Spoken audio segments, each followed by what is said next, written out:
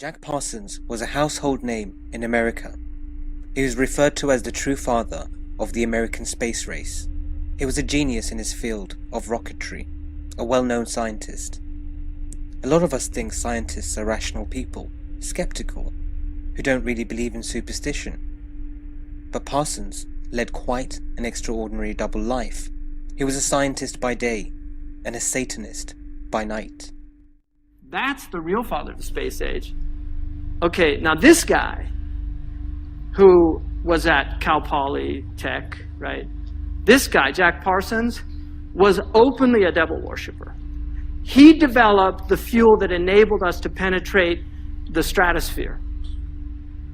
Satellites could not have come about without this guy. In his diary that he himself wrote, he had a dream. This is 1948. He had a dream where he saw somebody that he calls Belial Dajjal. And he tells him, "You are helping me." Jack Parsons professed to embody an entity named Belerian Armilis al-Dajjal, the Antichrist, who he said he met in a dream, and Jack Parsons saw Dajjal as his motivation to move forward with science and witchcraft. You have to go to Surah Ar-Rahman to recognize and understand the link between Gog and Magog, the Judeo-Christian Zionist Alliance, NATO, and Star Wars. But the link between Gog and Magog and Star Wars is there in Surah Ar-Rahman. And yes, it most certainly has a connection with the jinn. That is why you have the verse repeated, how many times? 31 times. فَبِأَيِّ آلَاءِ رَبِّكُمَا تُكَذِّبَانِ 31 times. Rabbikuma means two people. One, human beings, and the other jinn, and both evil.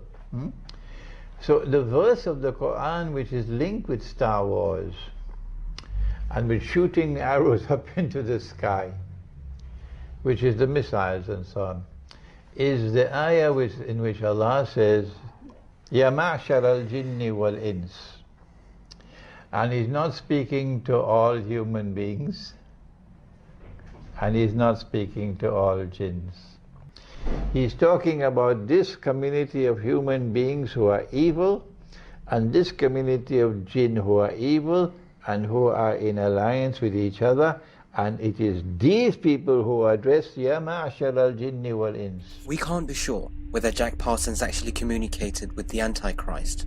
However, one thing we can be sure is there were satanic entities behind him. He wasn't just the father of the American space race, but he was also the brains behind Israeli rocket technology.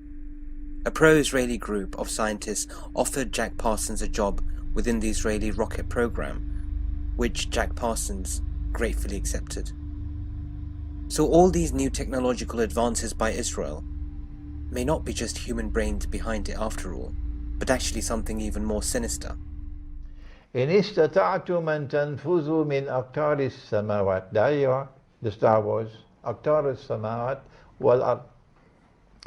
If you wish to embark on the effort to explore and penetrate the stratas of the sky and the samawat and the stratas of the earth, which includes the ocean, the depths of the ocean, go ahead and pursue the effort.